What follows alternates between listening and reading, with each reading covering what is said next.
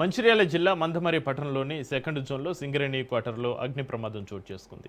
సింగరేణి కార్మికుడు మాధవరెడ్డి నివాసంలో short circuit కారణంగా ఒకసారిగా మంటలు చెలరేగి స్థానికులు మంటలను ఆర్పేందుకు ప్రయత్నించినప్పటికీ ఫలితం లేకపోవడంతో అగ్నిమాపక శాఖకు సమాచారం అందించారు.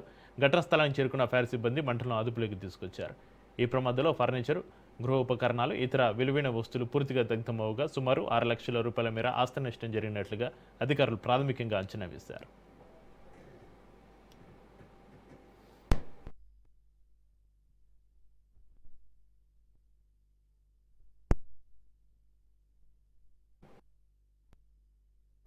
వచ్చేసి ఛార్జ్ ఇచ్చి వచ్చి పడుకున్నా. అన్నం తిని పడుకున్న తర్వాత పడుకొని ఏసీ వేసుకొని పడుకున్న తర్వాత బయట నుంచి అరుపులు, స్మోక్స్ వచ్చేసరికి నాకు తెలియబడ్డది. ఇక లేచే టైం 4:30 లేచే టైంకు ఈ స్మోక్స్ వచ్చి కొద్దిగా నాకు డౌట్ వచ్చేసే వరకు వచ్చి ధనాదనం ముందు చూసి ససికి మంటలు ఉన్నాయి.